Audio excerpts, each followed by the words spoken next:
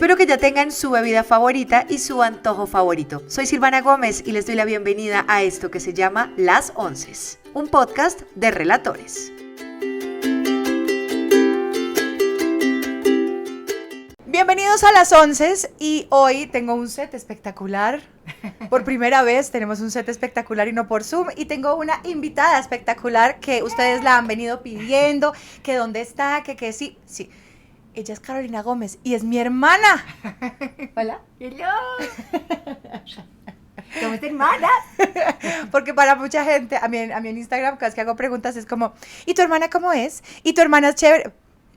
Escríbanle al Instagram. Sí, notado. Y ustedes porque casi no hacen cosas juntas, porque no salen en todas las fotos juntas de la cuenta. Sí, yo lo he visto. Vamos a empezar esta entrevista con eso. ¿Por qué tú y yo no nos vemos tanto? ¿Por qué tú y yo no tenemos esa relación de hermanas en redes sociales que todo el mundo pide? Porque tenemos esa relación en la vida real. Lo que pasa es que yo no vivo al 100% en Colombia, yo estoy el 90% fuera del país, entonces es muy difícil vernos físicamente. Y cuando estoy acá, habitualmente estoy grabando, y cuando yo estoy grabando me desconecto al 100% del planeta Tierra. Me vuelvo como, le entrego toda mi vida a los personajes, entonces me vuelvo un poquito huraña. Claro. Pero lo que la gente no sabe es que nosotros tenemos 2 chats, tenemos 3 chats de hermanos y de familia en donde todos los días estamos echando rulo por ahí. Algo pasa, exacto. E igual es la tía que pide la foto de Agustín, que le hace screenshot al celular, sí, que repostea mal reposteado en Instagram las cosas, porque así son las relaciones de los hermanos mayores y los papás, ¿sí o no? Sí, tal cual. Sí, tal cual. ¿Cómo está tu vida? ¿Cómo estás hoy en día? Te siento un glow diferente. ¿Qué ha sucedido? Gracias, es el color de pelo. Me gusta, además. Gracias. Me sí. gusta. Creo que no me lo va a volver a oscurecer nunca si hagan aliados. Sí. Estoy muy bien. Creo que tuve un proceso muy largo como de sanación y aprendizaje de añales. Después descubrí que los ciclos como de procesos de sanación pueden llegar a durar hasta 12 años. Uh-huh. Normalmente son 12 años, sí.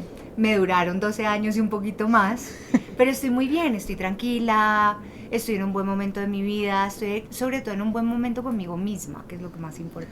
Que esa parte me parece chévere hablarla porque tuvimos una pandemia de por medio. Pero además de la pandemia, sí tuviste unos cambios importantes en tu vida, y que además ese tema de la sanación no solo es del tema espiritual, sino que hubo que sanar muchas cosas, muchos dolores, muchas cosas ancestrales. Uh-huh. ¿Cómo te fue como en ese proceso de ir quitando capas?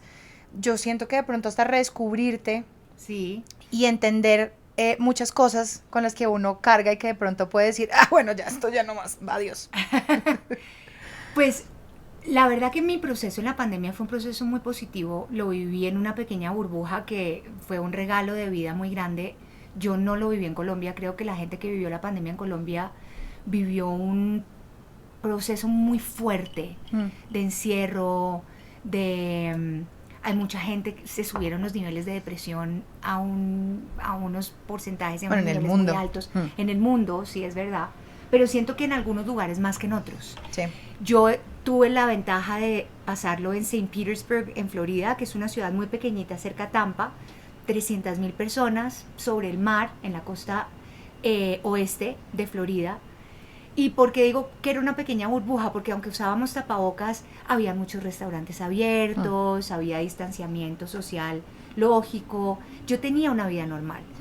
Sí, no había cine, no había fiestas, pero salía, caminaba, había interacción iba al parque, social lejana, pero había, exacto. Había interacción humana que nos damos cuenta que sí la necesitamos. El ser humano por naturaleza es una especie de manada. Sí. Entonces para nosotros aislarnos de la manada, así nos perturbe nuestra paz interior la gente, sí, es importante. Somos de naturaleza de tribu. Social. Y ese año me sirvió para reevaluar muchas cosas porque no tenía tanta bulla. No tenía la bulla del trabajo. Yo siempre he sido muy adicta al trabajo.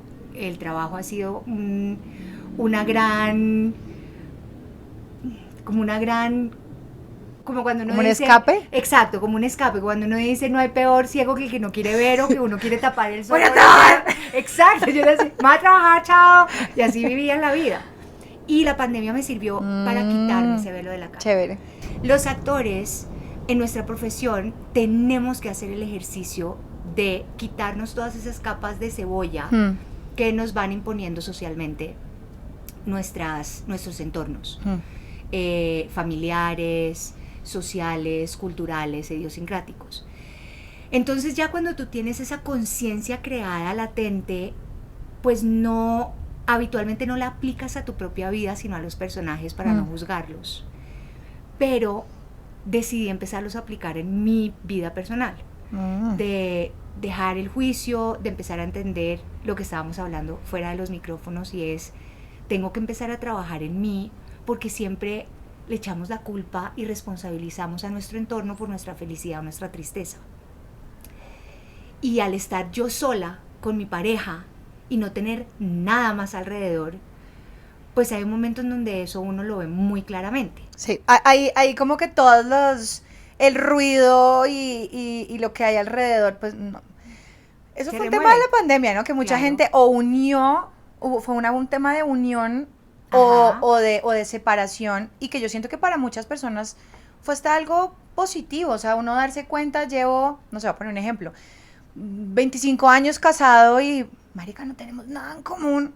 Exacto. Porque como estamos trabajando y llegamos y hablamos 10 minutos por la noche, y eso sentarse y verse a la cara de, bueno, ¿y qué más? No, y la costumbre. Claro. Porque salir de la costumbre en una relación matrimonial es difícil porque está uno cómodo. Sí. Y salirse de la zona de confort es de las cosas más difíciles que uno puede hacer como ser humano. De acuerdo. Que yo con eso no he tenido problema en mi vida, la verdad. Yo he elegido siempre salirme de mi zona de confort, sobre todo cuando estoy extremadamente confortable o cómoda. Claro. Porque pues ha sido parte de mi proceso. Puede haber ciertas molestias, pero uno se acostumbra. Claro, porque es que además... El zapato talla, pero uno dice, me voy a poner una curita. Exactamente. Sí. Y si no, pues el zapato cede. El zapato cede, ¿sabes? Pero ya cuando la suela tiene un hueco, pues hay que ponerle suela nueva. Porque... O botar el zapato y comprar uno nuevo, más bien. Exactamente. Entonces eso fue un poquito lo que me pasó. Tomé decisiones muy radicales en mi vida. Y a raíz de eso, yo creo que en el 2021, finales de 2021, principios de 2022, fueron años muy importantes en mi vida que me tienen hoy en día en donde estoy, y me tienen en un lugar muy positivo, la verdad. Chévere. En ese proceso que tú estás diciendo, como de 12 años de pronto de ires, venires, de lecciones de vida. De lecciones de vida, además porque a todos nos ha pasado que tenemos momentos mucho más oscuros, otros de mucha luz, y yo creo que eso es un proceso normal de la vida, ¿no? Que uno puede decir, no, yo estoy pleno, yo estoy bien, puede que en algún momento vuelva y llegue otro momento complicado. Pero quiero que hablemos de algo que como actriz, en algún momento yo creo que trataste de hacer, y que no eres la única que lo ha hecho, y que muy pocos realmente latinos hasta hace muy poco tiempo han hecho, abrir ese camino, ¿no? Que es irse a Hollywood. El sueño de Hollywood. Que hoy en día, con el tema de las redes, de sentirse orgulloso de ser latino, entonces ya no existe solo Sofía Vergara, que es una crack y que se paró y dijo, lo voy a hacer, sino que ya vemos a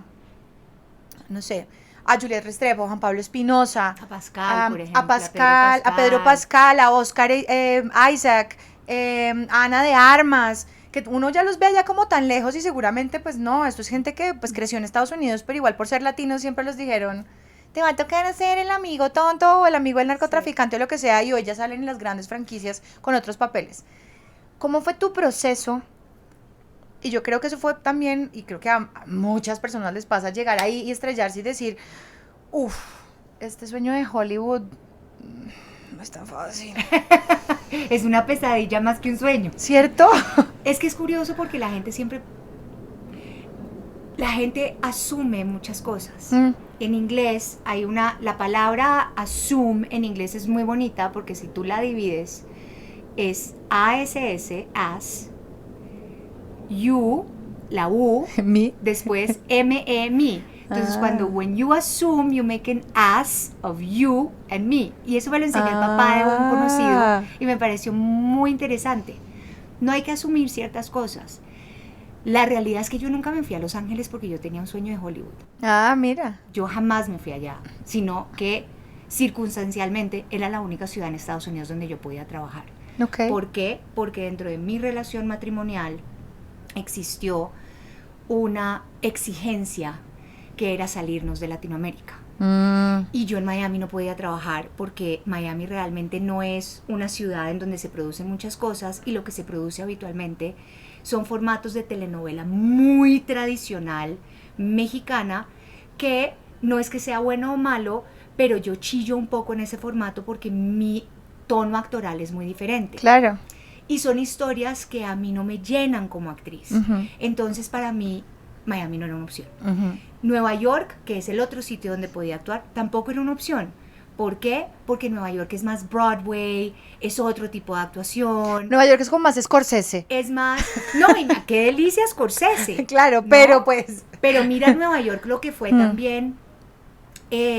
Nueva York es una ciudad supremamente costosa, en donde yo no tenía tantos contactos como en Los Ángeles, porque yo en Miami tenía mi agencia de actuación que me representaba, tenía management, y esa misma agencia, ese mismo management llevaban años insistiéndome en que me fuera para Los Ángeles. Entonces circunstancialmente la vida me puso allá. Yo ¿Por dije, qué no? okay, mi pareja necesita estar en un entorno que le produzca bienestar emocional y psicológico. Uh-huh. Miami ya no le está produciendo bienestar emocional y psicológico, entonces yo me voy a botar al agua. ¿Por qué? Por amor y por una relación de pareja, porque de eso se trata en los matrimonios, claro. Compromiso. Sí. Entonces yo hice ese compromiso y dije, ok, me voy a aventar, y me fui a Los Ángeles. Y la verdad que no me fue mal.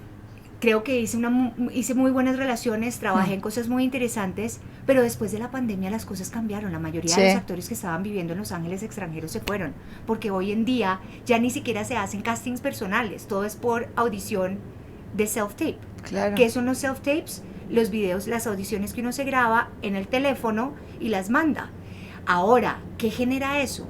Un nivel de competitividad más alto, porque estás compitiendo con todos los actores del mundo.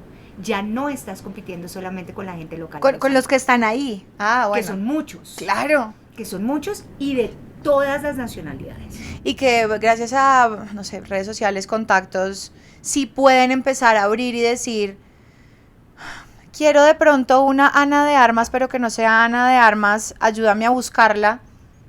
Literalmente, vete a Latinoamérica y encuéntramela. Claro. Ya no es únicamente las 3 Ana de Armas que hay en Hollywood paraditas así. ¿Será que me das el chance, por favor? Y además, yo, Carolina Gómez, yo creo en ser cabeza de ratón y no cola de león. ¿Sí? Cabeza de ratón y versus cola de león para mí es una opción tan lógica. O sea, pues yo no quiero ser la cola de ningún animal. ¡Qué cartera! No quiero ser el último de la fila. Sí, y además yo prefiero estar encabezando mi propio animal. Eso iba a decir, entonces estuvo chévere Hollywood, pero... Y aprendí... Sí, acá es donde... No, y además es que en Latinoamérica se están produciendo... La realidad están pasando es cosas que chéveres. Después me di cuenta, pero esto fue después, que las producciones norteamericanas y europeas buscan actores latinos de renombre en Latinoamérica. Que ya tienen carreras. Claro. ¿Por qué? Porque hoy en día las redes sociales influyen mucho.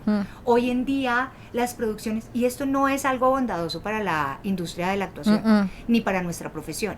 Muchas veces escogen gente porque tienen muchos más followers y no necesariamente son más talentosos. No, que esa parte sí es terrible. Bueno, que eso siempre ha existido, el que es más famoso muchas veces termina ganándose algunas vainas y es como, ¿y el talento? Porque vende, vende. Y pues de todas maneras, esta industria es un animal como todas las industrias en donde el mercadeo y las ventas son supremamente importantes, y tú tienes que asegurar cierta taquilla o tienes que asegurar cierto rating, porque hoy estamos compitiendo. El cine se volvió inexistente prácticamente después de la pandemia y el cine se trasladó al formato de televisión. Sí.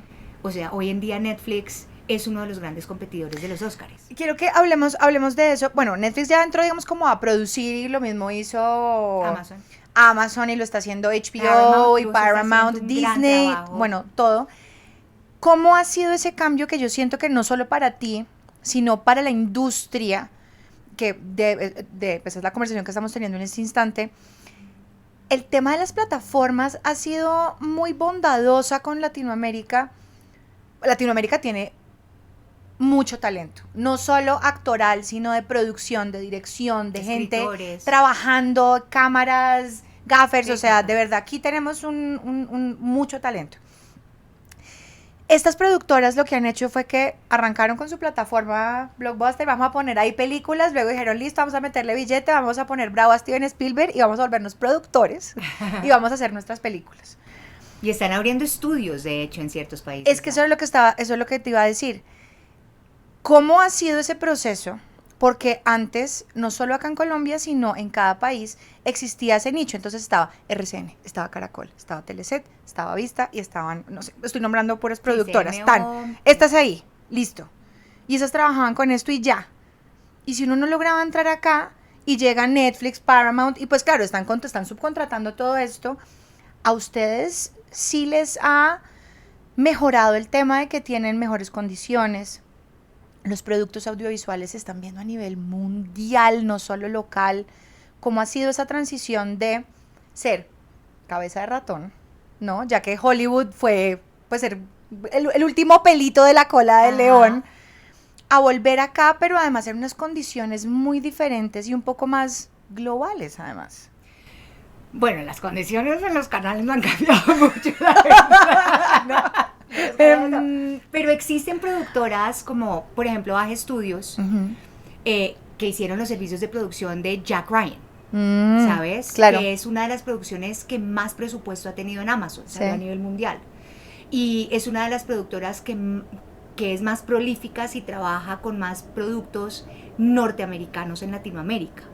Y es a quien buscan. Existe también Dynamo, por ejemplo. Ellos, creo que esas dos productoras son las que más han trabajado con los mercados internacionales.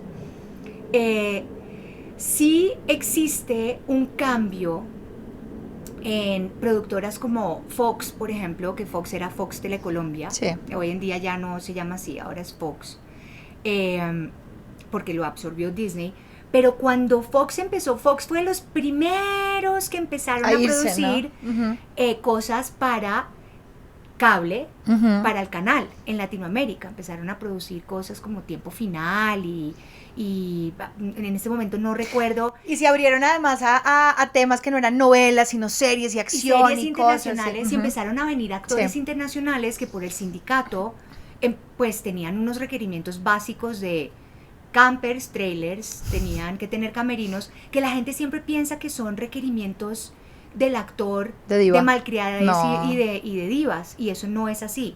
De hecho, hoy en día creo que los canales nacionales lo han empezado a entender. No, pues como así, porque hay una ley, es que por fin pasó la ley de esto de horas, claro. Tengamos horas de trabajo. Claro, porque antiguamente en Colombia los actores de la generación de cuando empezó la televisión trabajaban 8 horas diarias como todo el mundo, en las oficinas. Pues como todo el mundo. Y, ¿sabes? Y se les pagaban horas extras. Ahora, el mínimo requerido de trabajo de un actor son 12 horas sin contar su hora de almuerzo. No. Y sin contar los traslados. Y ya está decente porque en algún momento eran unos llamados No, 14, 17 horas era una locura. Pero, volviendo al tema de Fox, por ejemplo, es que los canales se dieron cuenta que ese espacio lo necesitamos para poder ser efectivos. Porque cuando tú estás en un set o sentado con todo el elenco en la sala de maquillaje, hay mucho ruido y todo el mundo está hablando, está echando rulo, están en los celulares, no hay concentración. No hay concentración.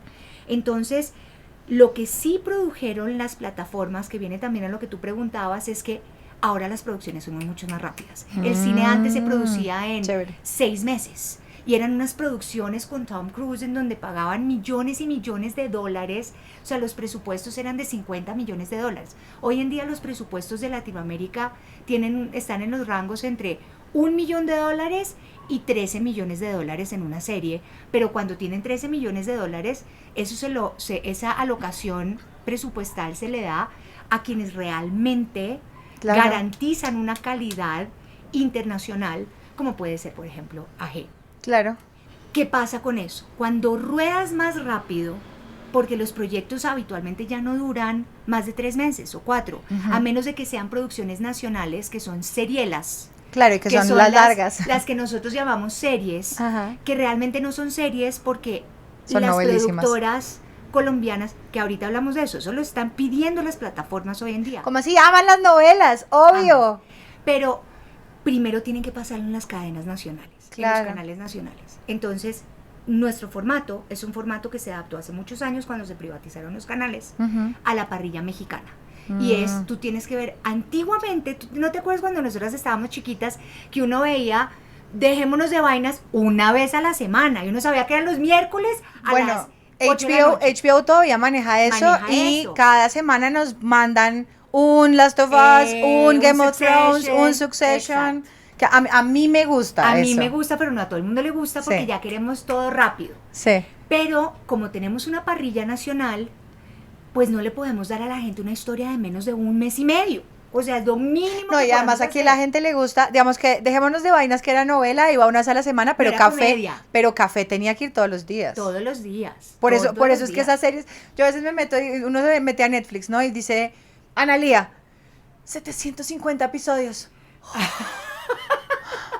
Y yo pensé que de las tomas era larga, no puede ser. ¿Cuántos episodios me faltan? Exacto, pero ¿por qué? Porque fíjate que Analía arrancó en un principio, iban a ser 70 episodios y terminaron siendo un poquito menos de 60.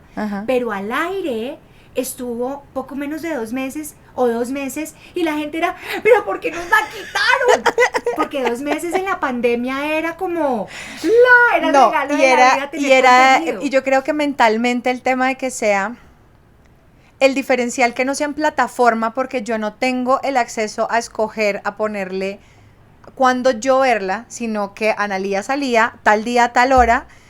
Además, paréntesis, anécdota, el último capítulo de Analía, claro, tuvo un problema como a nivel nacional, yo no sé qué pasó, y en las redes sociales la gente empezó a morir, va a perder el final de Analía, y esto es culpa de Claro, y no lo voy a ver, y qué va a pasar, me lo va a poder repetir, hasta que salió en Netflix y fue como, ay, no me lo va a poder repetir en Netflix. ¿Fue drama? No sabía. Claro. No me enteré, como no estaba acá, no me enteré para ver esto. Claro, esto fue un tema así que la gente sufrió y yo creo que fue como esa nostalgia de volver a sentir esa televisión un poco más tradicional. Tradicional y que además nos conectaba a un compromiso diario. Claro. A saber que uno desconectaba la cabeza de la realidad 1 hora todos los días por meterse en esta historia.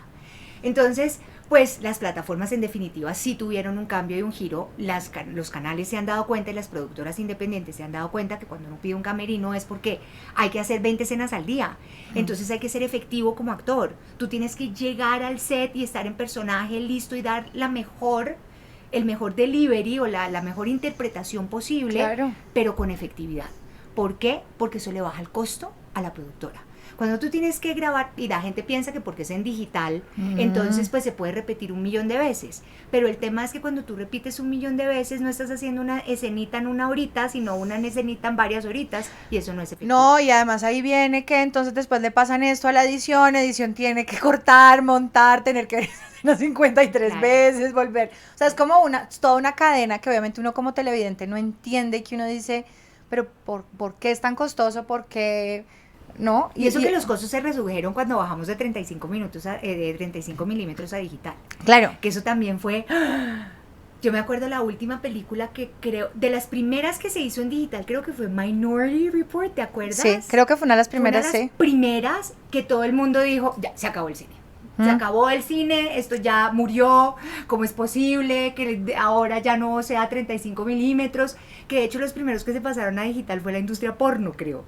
Porque pues son unos genios, pues porque como así, ¿tú para qué tienes que estar cortando cinta para estar haciendo escenas de sexo? Es mucho más fácil. Que es. Claro. Porque era supremamente costoso, entonces claro, se reducen los costos, se acelera la velocidad, pero sí existen todavía productoras que no filman más de 3 escenas al día para ciertas películas, o sea, estas películas que vemos de estos actores como Ana de Armas, Isaacs, Pedro Pascal, no filman 10 escenas en un día, que es el formato normal de la serie norteamericana, porque en Latinoamérica hacemos estas serielas y se puede ir uno a 15 o 20 escenas al día.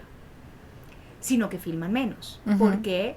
Porque sí hay un rigor cinematográfico de los planos, de los encuadres, de la fotografía, del tiempo del actor, en donde evidentemente pues se hacen menos escenas al día, pero sigue siendo aún más efectivo en digital y por eso los tiempos son más cortos. Ahora además también está el tema que hoy en día, o sea, as we speak, estás en televisión nacional con Ventino, pero estás en Amazon Prime con otra serie. Con cómo sobrevivir. Está el tema que me parece súper interesante, que lo hablamos ahorita como muy por encima, que las productoras están pidiendo novelas. O sea, Corea y Latinoamérica se está montando a lo que es, y Turquía, que Japón, son los que siempre han hecho novelas. Los japoneses les privan las novelas. Todo lo que vemos de contenido japonés en las plataformas son telenovelas. Claro, ¿no? Y las coreanas, y, o sea, son... Las coreanas. Eso es espectacular. Pero también está chévere como agarrar esos productos y no perderlos, ¿no? ¿Cómo te va con eso de tener? Porque antes, obviamente estaba la cosa exclusividad, yo solo salgo en este canal y voy en este canal y uno tiene novelas y las tenían guardadas en un cajón y era muy de malas si la novela quería sacarla al tiempo y habían actores que estaban al aire en ambos canales y era un poco... Pero ¿cómo es ese tratamiento que siento que pues también es como diversidad de poder hacer tantas cosas y tenerlas al aire en diferentes plataformas para públicos tan diferentes? Es maravilloso, la verdad. Fíjate que yo como Sobrevivir Soltero lo filmé, no sé si fue el año pasado o el antepasado. Puede ser que lo haya hecho, estamos en 2023, lo hice creo, no sé si fue 2022 o 2021 y apenas está saliendo al aire. Es muy chévere, la verdad, porque a diferencia de los canales nacionales, las plataformas no son iguales. La percepción de cómo recibe el televidente el material es muy distinto. Claro. Cuando tú estás en televisión nacional, sí debes guardar como tratar de ser un poquito más celoso. Te voy a poner un ejemplo. Yo estaba saliendo en Bloque de Búsqueda, la repetición de Bloque de Búsqueda en RCN. Ok. Y creo que estaba saliendo en MasterChef al tiempo y había alguna repetición de algo que yo estaba haciendo, no sé si en Caracol. Sí. Entonces, como marca y como imagen es un poquito mucho porque la gente dice, estoy viendo a Carolina o al que sea en la sopa, sí. Y eso tampoco está tan chévere. Pero en las plataformas de los canales no pasa porque tú en la plataforma te comprometes a ver un producto, lo terminas y ¡prum!, de pronto saltas. Y es otra cosa nueva. Y también uno decide, si uno quiere sentarse a ver a Pedro Pascal todo el día, está bien. Entonces, pues yo puedo verme una de Pedro Pascal, o sea, puedo ver Mandalorian y luego ver The Last of Us y no pasa nada. Exacto. Y la pueden hacer. ¿No viste la última de Pedro Pascal?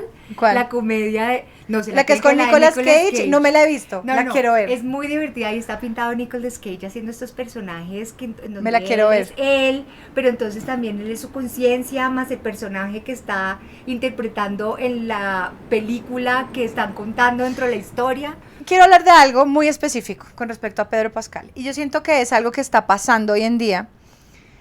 Obviamente la juventud siempre digamos que va a prevalecer un poco en el sentido de es lo nuevo, pero me he dado cuenta y me parece muy chévere y yo creo que es un poco de mi generación, de nada, y es que nos estamos dando cuenta que la gente grande, bueno, y también la manera como estamos, digamos, creciendo. ¿Cuándo empieza uno a contar que es grande? Después de los 30, uno es adulto okay, a los 30, yo okay. Ya soy grande igual que tú, sí, Okay, ya somos grandes. La gente, pues uno ya, digamos que envejece diferente, pero me parece chévere este tema de yo poder ver a un Pedro Pascal, a un Brad Pitt, a un Oscar Isaac, a un Leonardo DiCaprio, a una Kate Winslet. Buscar el contenido por el nombre del actor. No, por la edad y decir, uy, estás como en tus 50 y 40, pero rico.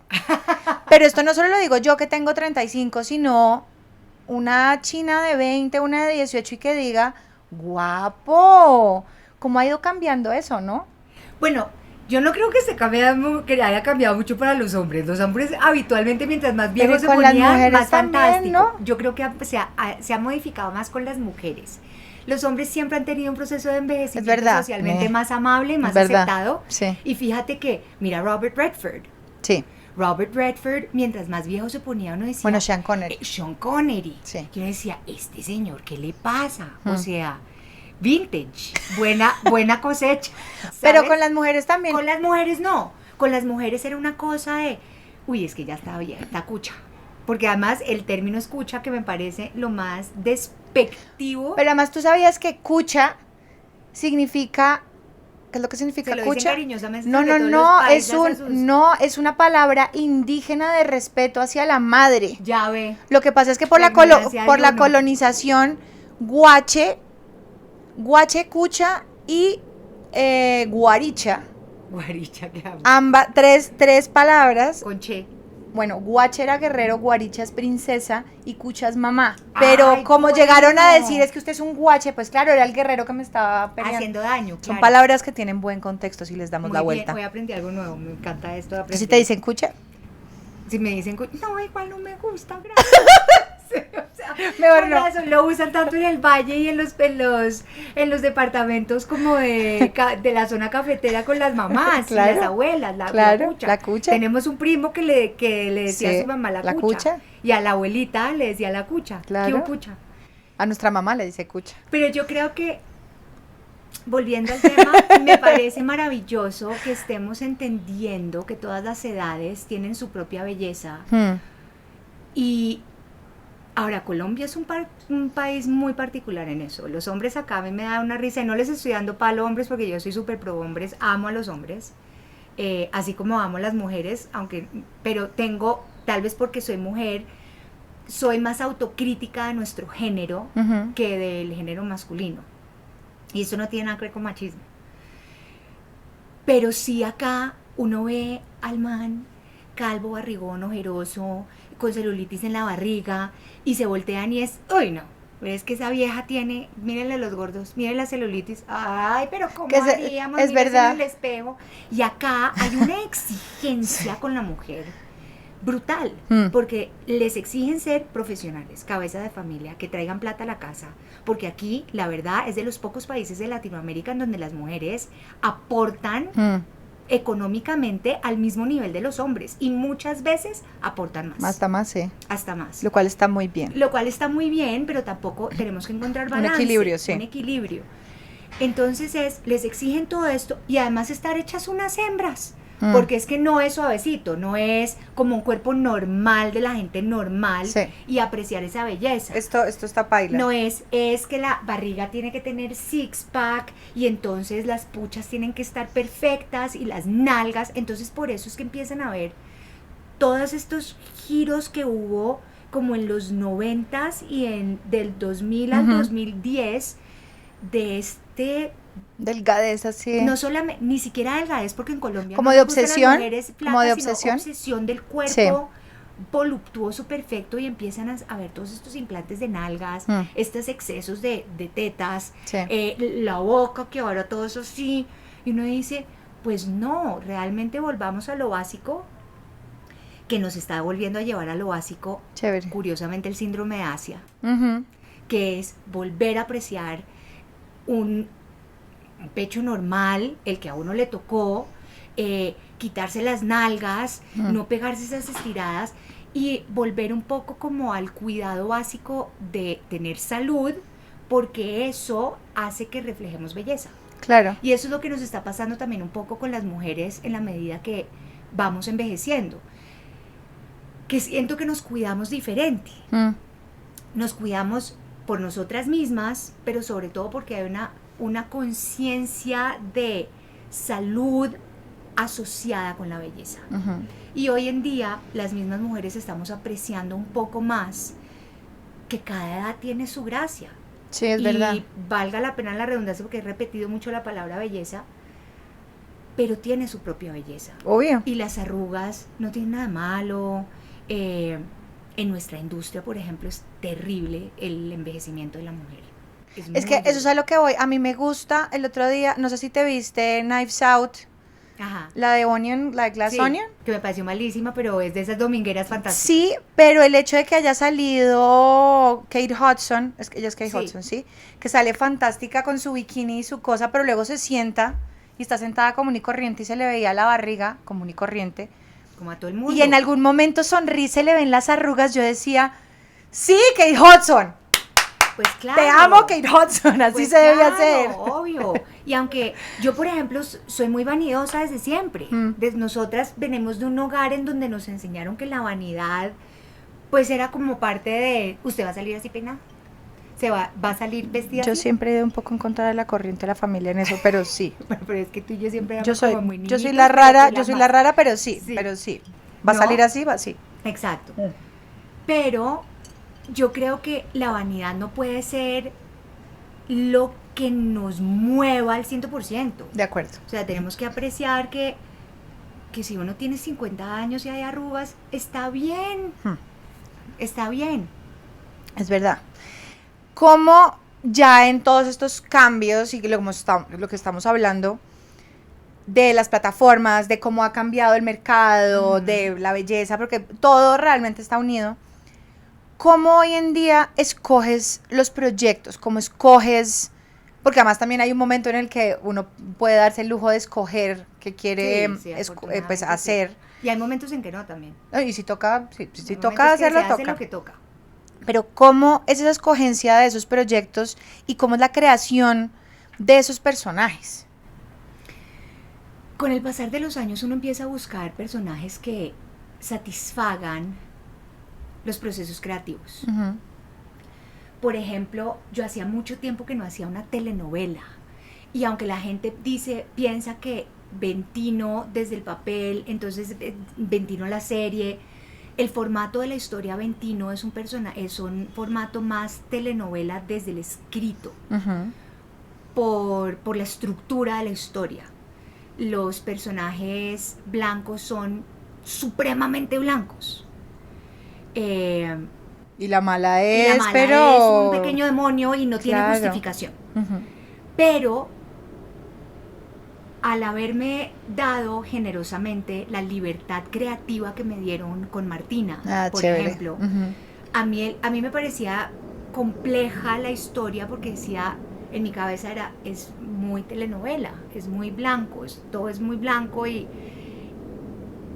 ya después empecé a ver que este personaje yo lo podía volver en algo que yo siempre había querido hacer cuando me dieron esa libertad creativa, que es donde yo digo, Martina es una sociópata. Es una sociópata y la vamos a crear con estos elementos psiquiátricos en donde va a ser un reto para mí, porque volvemos a lo mismo de la cebolla, del no juicio, de la voy a dejar ser, no la voy a criticar, no voy a juzgar sus acciones, pero voy a tener elementos que me permitan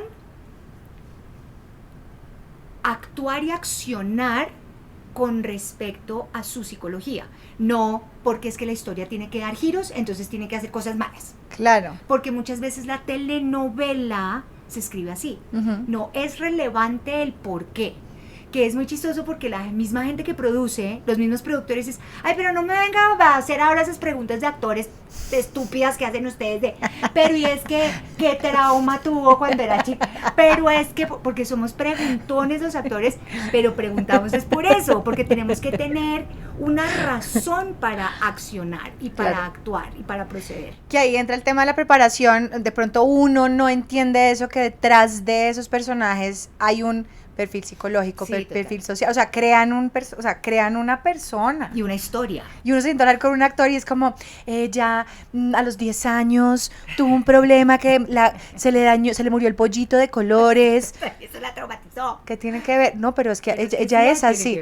Esa información solo la sabe el actor, pero pues yo creo que es fundamental para el papel que están haciendo. Claro, porque fíjate que como seres humanos eso es lo único que permite que los seres humanos, los personajes tengan humanidad. Claro. Porque es que nosotros somos producto de ese pollito que nos regalamos y espichamos y le sacamos los ojos cuando estábamos a los 4 años y nos lo regalaron a piñata. Claro. ¿Sí me entiendes? Sí.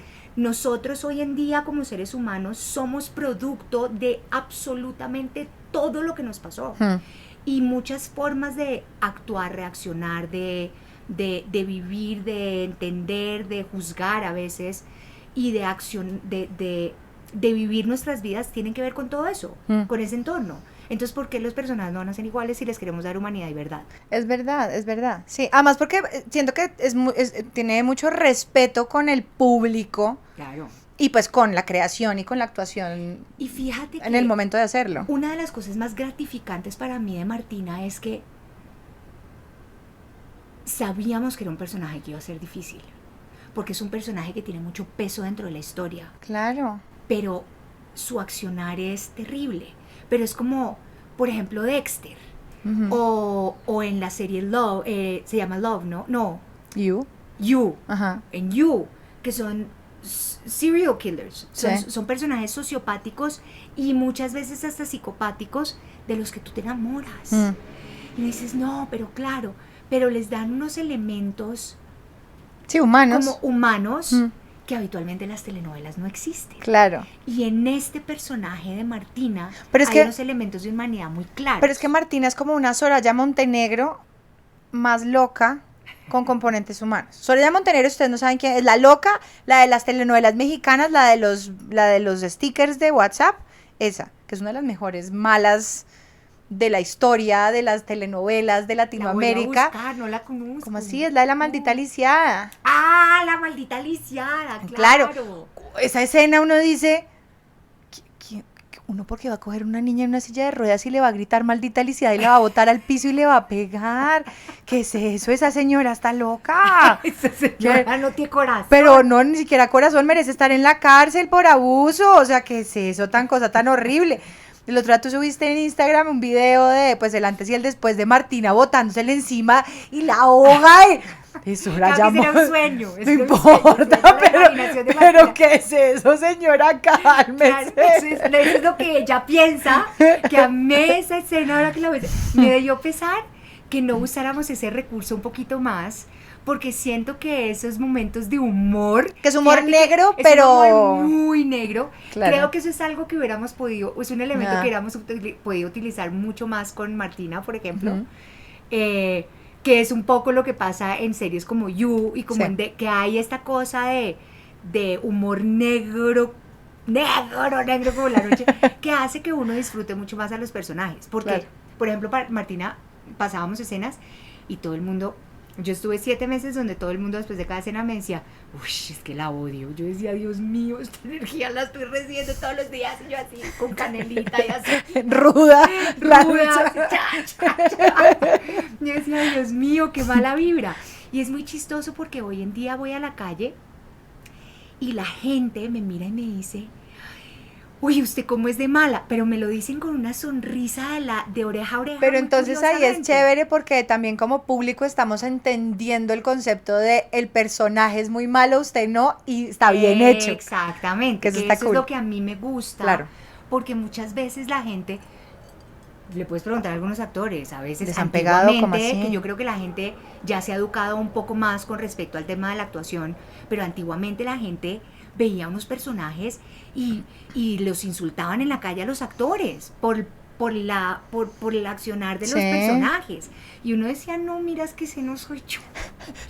Se lo prometo. Se lo prometo que yo no soy así. Y curiosamente creo, mira cómo es la vida del universo, que es maravilloso, es como un Tetris, y si uno lo deja hacer, las fichas se organizan solas.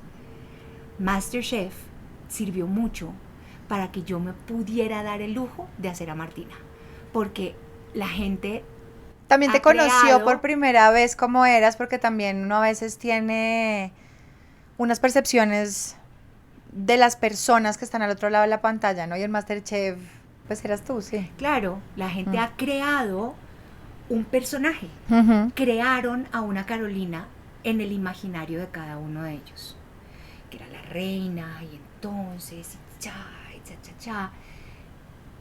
y la persona dejó de existir. Era, de hecho, los mismos medios de comunicación se encargaron un poco de dar esa imagen, no por malo o bueno, sino, por ejemplo, en las editoriales en donde yo salía en fotos.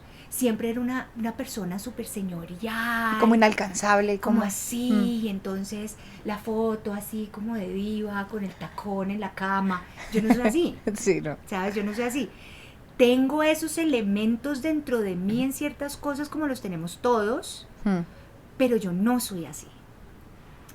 Entonces MasterChef le permitió ver a la gente, a tu hermana, a la de los pantalones cargo, con los tenis, como yo me voy a grabar. La que maneja karts, la que... sí. Exacto, que le gusta botarse en paracaídas y que si me corto pues vale huevo, y entonces que si me quemo echa uno un madrazo, pero sí como que se desmitificó un poco no me gusta usar la palabra ícono.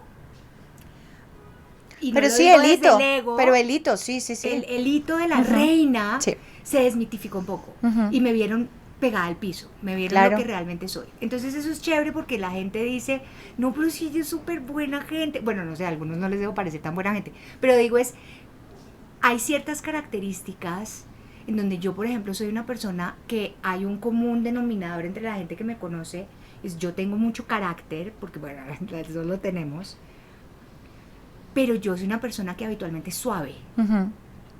Y la gente siempre se imagina que yo soy. Claro. Y yo soy muy suave, soy muy directa, soy muy frentera. Pero la verdad es que habla así en las entrevistas. Siempre habla así. Hola, soy Carolina Gómez. Claro, porque trabajo en radio. No te pierdas. Yo también trabajo en radio. Hola, soy Carolina Gómez y no te pierdas mi entrevista en las 11 esta semana. Exactamente. Pero la verdad habla así. Sí, pero me priva porque también tengo alma de locutora. Yo tuve programa, acuérdate que yo tenía muchos programas de radio y parte del personaje que yo creaba para radio, que es que a mí la voz se me volvió así otra vez por La Viva la Mafia. Sí. Pero yo me acuerdo que cuando yo estaba en mi entrenamiento para ir a Cartagena, en el Señorita Colombia. Pero uno tenía 18 años y pensaban que, pero es que uno en los reinados le dicen, tienes 18, 19, tienes que verte como una señora de 35. Madura. Pensar como una señora como de 45. Verte tener joven. Información de una de 60. Sí, y hablar así. Sí. Ese cuento es como... Sí.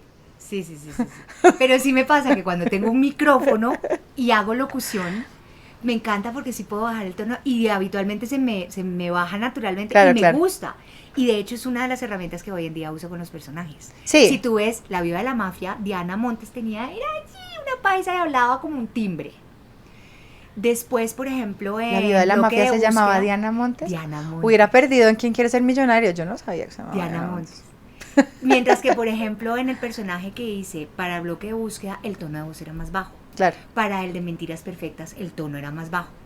Para el de Martina, como es tan demoníaca, porque acuérdate que el personaje lo describió muy bien Dago García. Dijo, este personaje fue lo primero que me dijo.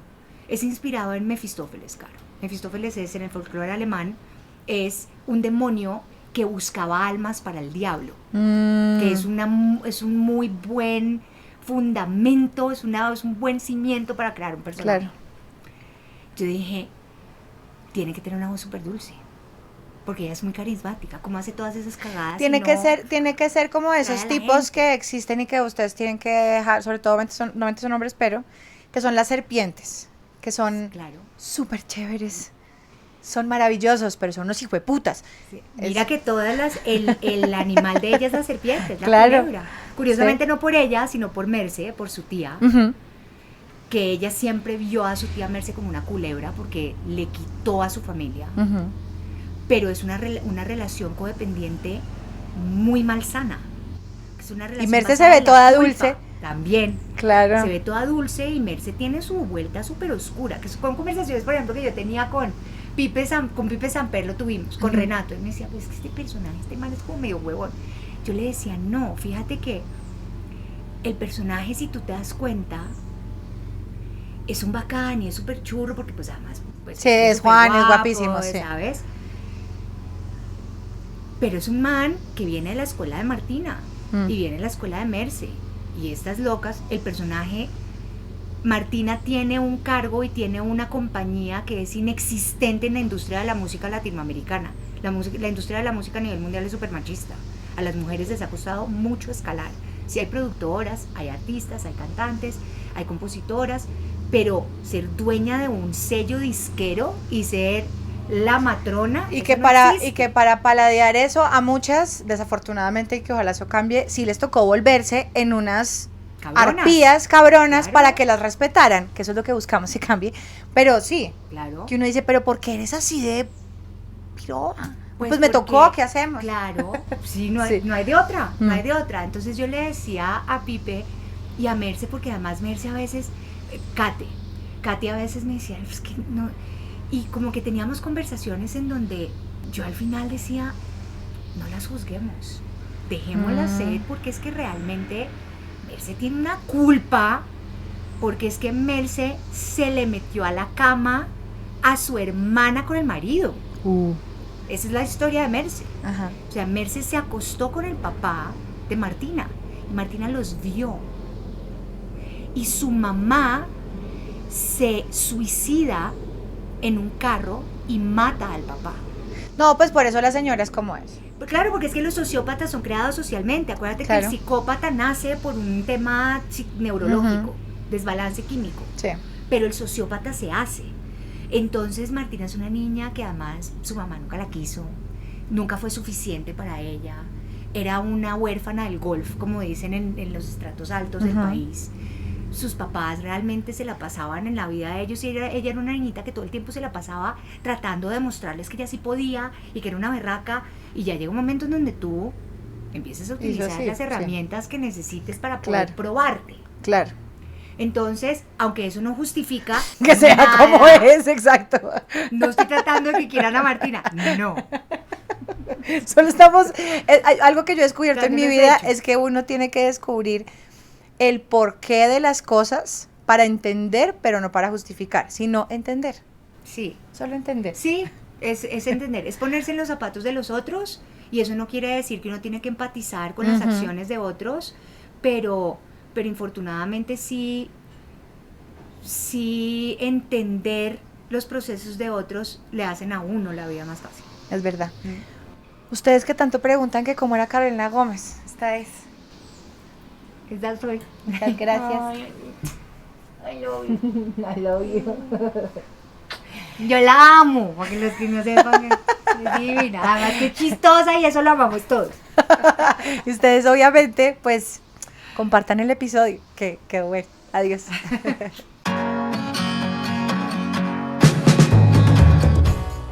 Si les gustó este episodio, no duden en compartirlo. Prendan la campanita para que les llegue la notificación cada vez que haya un episodio nuevo. Me pueden seguir como @Silvana Gómez en todas las redes sociales. Silvana con Y. Nos oímos en unas próximas 11. Un podcast producido por Relatores.